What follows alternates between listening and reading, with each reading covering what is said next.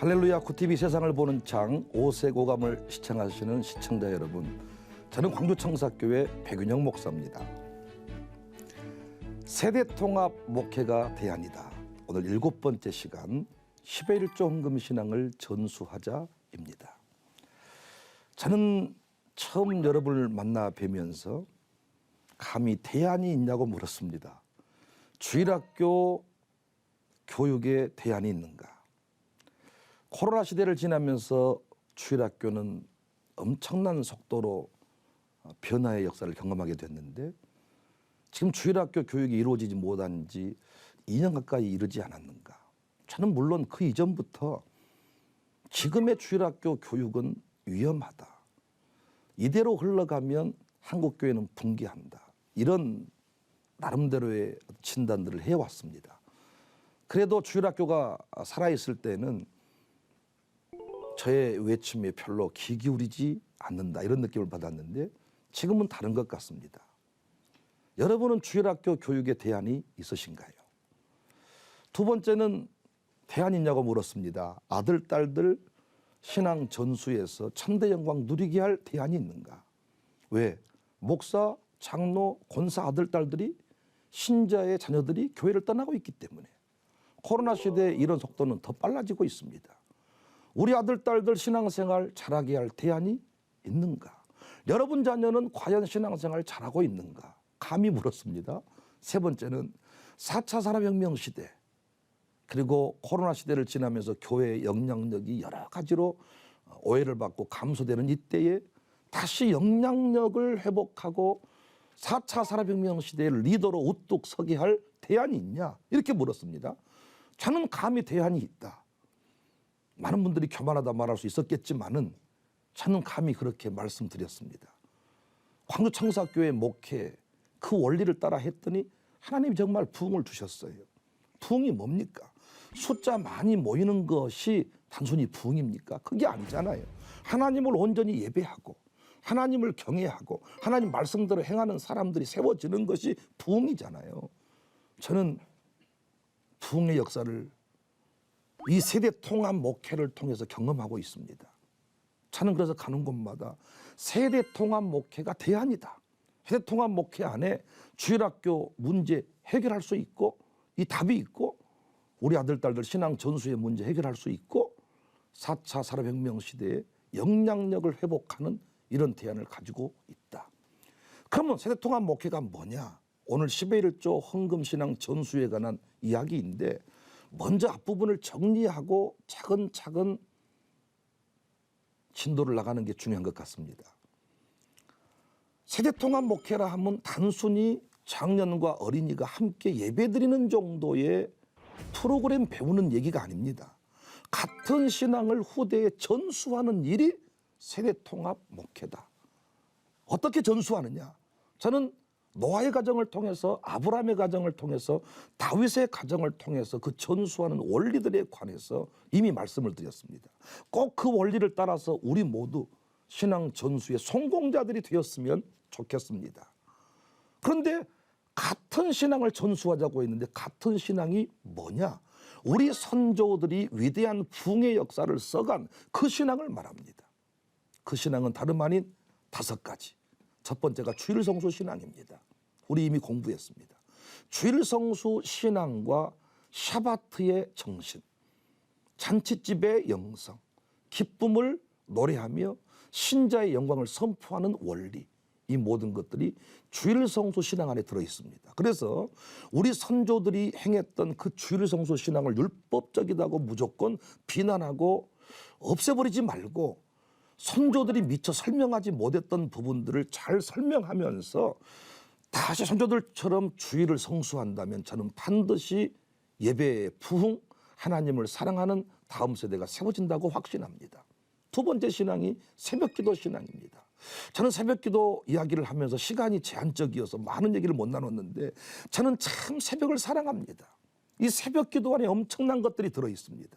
우리 다음 세대들, 저희 교회도 유학생들이 생겨나고 유학을 보내고 합니다마는 저는 그 유학 가는 친구들이 새벽 기도를 배워서 간다면 저는 어디를 가든지 간에 다스릴 수 있다. 이미 그 새벽 안에 영적 전투를 끝냈고 이미 새벽에 하루를 살아갈 지혜를 구했고 그 새벽에 모든 상처와 눈물, 미움의 감정들을 해소했으니 오늘 하루 사랑하며 살 수 있지 않겠는가. 어떤 가수는 웃으며 행복하게 살아야지, 웃으며 행복하게 살아야지, 이런 노래를 불렀어요. 웃으며 행복하게 살자. 그런데 우리의 삶을 돌아보면 웃으며 행복하게 살지를 못해요. 신자들도 얼굴빛이 좋지를 않아요. 코로나 시대에 다 힘들다고 하니까 신자들도 A상 힘들다고 말하는지 모르겠습니다만은 저는 그러면 안 된다, 이렇게 생각합니다. 우리는 어떤 상황에도 잔칫집의 영성 유지하며 살아야 된다. 저는 그래서 이 새벽 기도를 사랑합니다. 이제 오늘 세 번째 신앙인데요, 10의 1조 헌금 신앙입니다.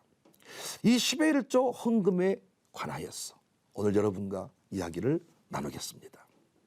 초기 한국교회는 꼭 돈으로 10의 1조 헌금을 드린 것만은 아니었습니다. 구약시대처럼 곡식이나 열매로 드렸고 심지어 짐승으로도 드렸습니다. 저 어렸을 때 시골에서 살았는데 이 닭을 키우는 농장을 하는 집사님이 계셨어요. 근데 그분은 꼭 농장에서 닭을 키워 출하할 때마다 산채로 짐승을 교회로 가져오는 거예요. 10의 1조 개념도 있었고 목사를 섬기는 신앙의 내용도 담겨져 있었습니다. 그래서 그 짐승을 잡는 과정 속에 어머니 아버지와 싸우는 모습도 많이 봤고요. 이게 쉽지 않거든요. 여하튼 짐승으로도 드렸습니다. 노예를 섬길 때에도 교회가 재정의 10의 1조 수준을 상회비로 드렸습니다. 총회를 섬길 때에도 마찬가지였습니다. 물론 오늘날은 이런 정신은 사라졌고 교회 형편에 맞추어서 회비 형태로, 월납 형태로 이렇게 금액을 정해서 납부하는 것 같습니다. 저는 이 시대에 수많은 지도자들이 돈 때문에 무너지고 감옥에 가는 것, 10의 1조 헌금 신앙 약화와 무관하지 않다, 이렇게 봅니다. 오른 록펠러의 간증을 기억해요. 새벽 기도와 달리 10의 1조 헌금에 대한 간증은 미국에도 많습니다. 그 대표적 인물 중에 하나가 바로 록펠러입니다. 그가 세운 교회는 4,928개, 시카고 대학을 비롯해서 24개 대학을 세웠습니다. 그의 재단이 인류에 공헌한 내용들은 일일이 나열하기가 어려울 정도입니다. 물론 어떤 분들은 록펠러 신앙에 관해서 조금 문제 있다, 이렇게 부정적으로 이야기하기도 합니다만은 저는 지금 록펠러의 10의 1조에 관한 부분을 말씀드리는 겁니다. 한 번은 기자가 물었습니다. 도무지 이해가 가지 않는군요. 미국에는 당신과 같은 사업가가 수도 없이 많이 있습니다. 그들 대다수는 사업에서 번 돈을 한 푼도 쓰지 않고 재투자해도 사업이 잘 되지 않는 경우가 많습니다. 그런데 당신은 그렇게 많은 10의 1조 헌금을 떼어 바치고 수천 개의 교회를 지어 바치고도 어떻게 세계 제일의 부호가 될 수 있습니까? 이렇게 물었어요. 록펠러가 답했습니다. 그건 하나님의 경제학을 몰라서 하는 말입니다. 기자 선생님 말대로 미국에는 내놓으라 하는 사업가들이 많이 있습니다. 그들 모두 나와 똑같은 환경과 조건 아래에서 사업을 시작했습니다. 하지만 그들은 3년 앞도 내다보지 못한 반면에 저는 이 30년 후를 내다보았습니다. 생각해 보십시오. 3년도 내다보지 못한 사업가와 이 30년 후를 내다보는 사업가가 어떻게 같을 수가 있겠습니까? 적어도 저는 하나님께 헌신의 씨앗을 심으면 반드시 많은 열매가 맺힐 것을 내다보았습니다. 저는 이런 하나님의 경제학을 어머니에게 배웠습니다. 나중에 그는 40명 이상을 10의 1조 계산하는 전담 직원으로 둘 정도로 거부가 되었습니다. 사랑하는 시청자 여러분, 왜 10의 1조 헌금을 드리면 거부가 됩니까? 그 이전에 왜 하나님은 이스라엘 백성에게 10의 1조 헌금을 명했을까요? 왜 우리 선조들은 구약식으로 드리는 십의 1조 헌금 전통을 생명 걸고 지켰을까요? 어떻게 먹을 것이 없는데도 십의 1조 헌금은 먹지 않았을까요? 돌아보면 아예 대놓고 부흥회를 통해서 가르치고 결단케 한 것이 십의 1조 헌금이었습니다. 물론 이 시대의 많은 목회자들이 십의 1조 헌금에 대해서 비판적인 시각을 가지고 있는 것 같습니다. 그들의 논지는 십의 1조 헌금 제도는 구약의 율법이므로 예수님 안에서 폐기되었다는 것입니다. 과연 그렇습니까? 여러분 생각은 어떻습니까? 저도 십의 1조 헌금에 관해서 공부를 하고 십의 1조 헌금을 가르치지만은 진짜 십의 1조 헌금이 액수가 많아지면 생각이 달라지는 것 같습니다. 십의 1조 헌금만 안 드려도 부자가 되지 않겠나 이런 생각을 하는 것 같습니다. 물론 예수님께서 십의 1조 헌금에 대해서 구약 성경에서와 같이 구체적으로 가르치시지 않았습니다. 그렇다고 십의 1조를 막으신 것 아닙니다.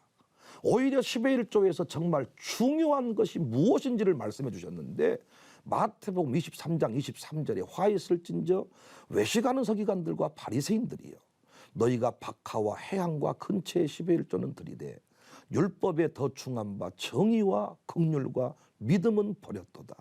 그러나 이것도 행하고 저것도 버리지 말아야 할지니라. 십의 1조 헌금은 형식과 정신이 함께 가야 된다는 것을 지적하신 거죠. 그러니까 선조들이 십의 1조 헌금을 그렇게 정성을 다해 드린 것은 그 안에 담겨진 정신, 그것이 살아있었던 거예요. 그렇다면 십의 1조의 정신이 무엇입니까? 왜 십의 1조 헌금을 드리면 이 땅에서 형통할 수 있습니까? 왜 감히 우리 선조들은 십의 1조 헌금이 복의 통로라고 가르쳤습니까?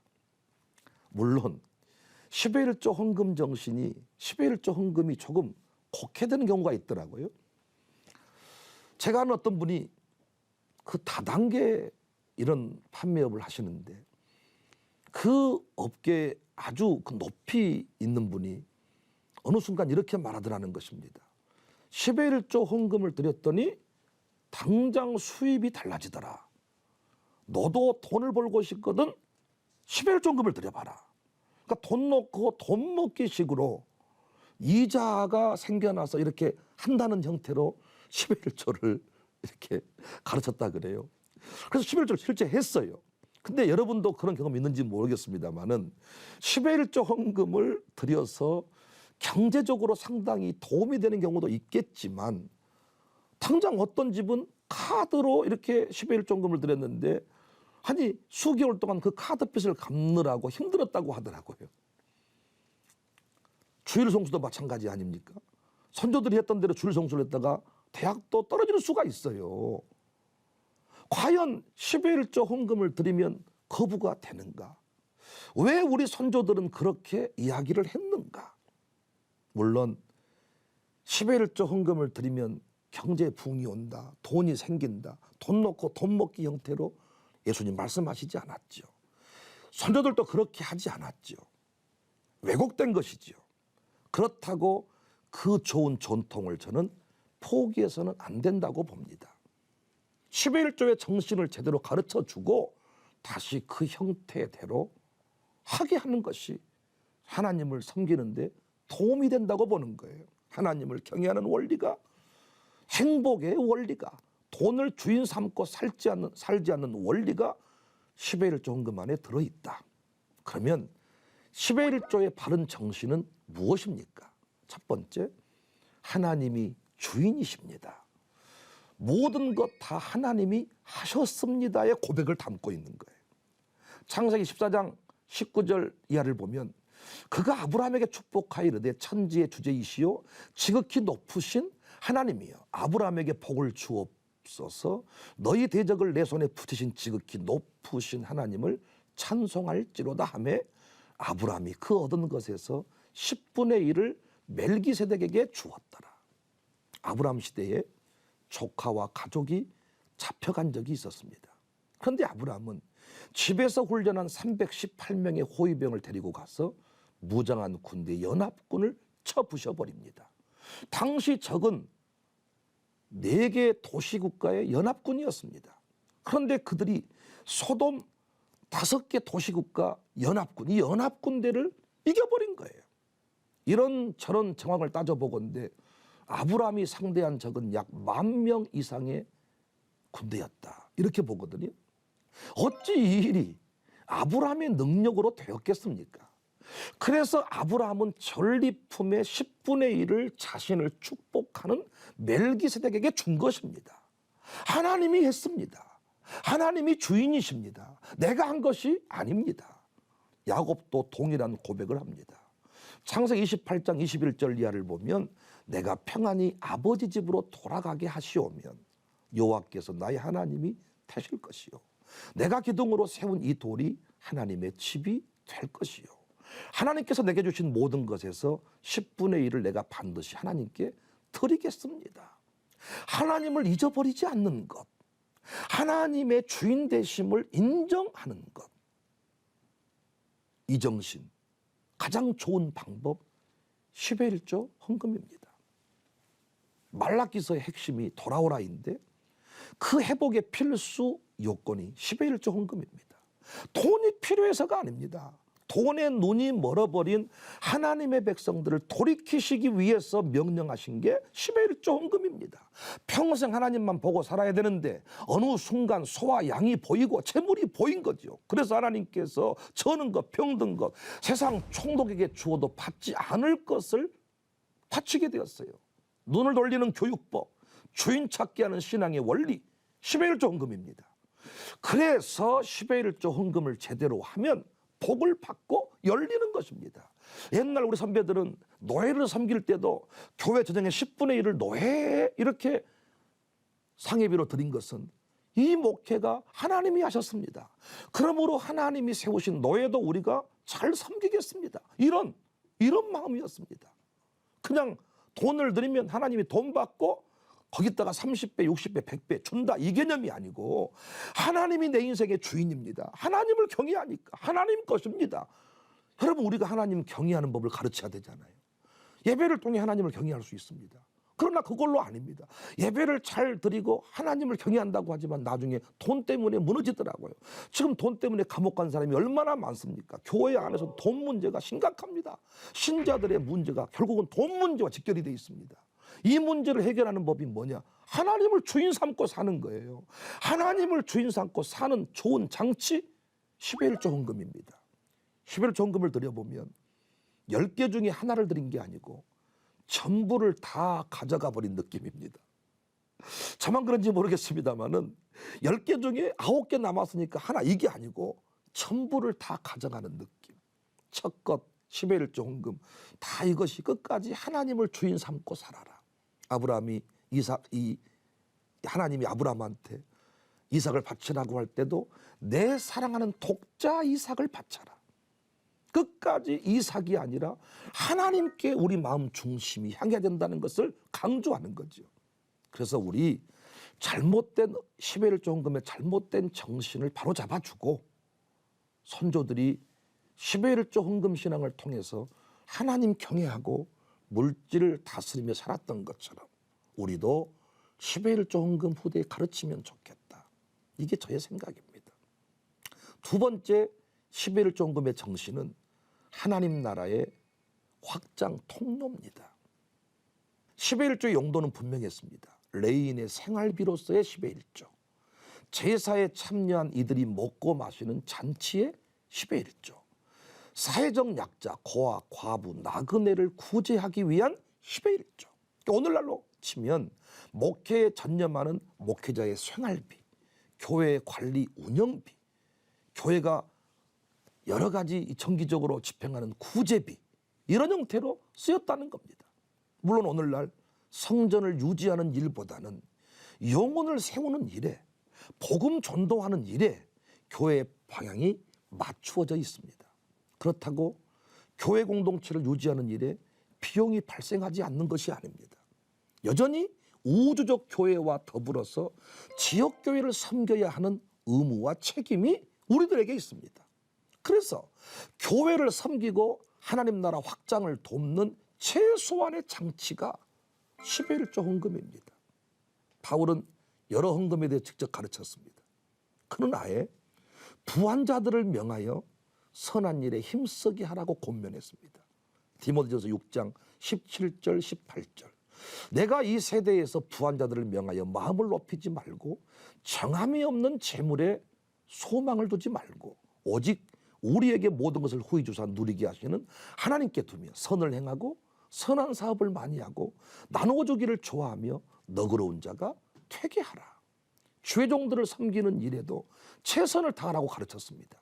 디모데전서 5장 17절 18절. 잘 다스리는 장로들은 배나 존경할 자로 알되 말씀과 가르침에 수고하는 이들에게는 더욱 그리할 것이니라. 성경에 일렀으되 곡식을 밟아 떠는 소의 입에 망을 씌우지 말라 하였고 또 일꾼이 그 싹을 받는 것은 마땅하다 하였느니라. 갈라디아서 6장 6절에도 가르침을 받는 자는 말씀을 가르치는 자와 모든 좋은 것을 함께해라. 그 외에도 구제헌금, 감사헌금, 주일헌금, 다양한 헌금을 가르쳤습니다. 오늘날 교회도 헌금에 대해서 바로 가르쳐야 돼요. 그런데 이 모든 헌금의 기본이 저는 10의 1조 헌금이라고 보는 것입니다. 10의 1조 헌금은 정기적으로 드려진 헌금입니다. 교회 사역을 유지하는 데 있어서 매우 유용한 헌금입니다. 사역자를 세우고 사역을 확장시키는 통로입니다.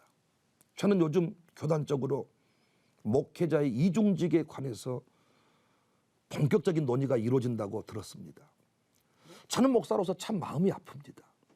제가 깨달은 바에 의하면 예루살렘에 남겨진 사도들, 사도행전에서 말씀 사역에 집중했습니다.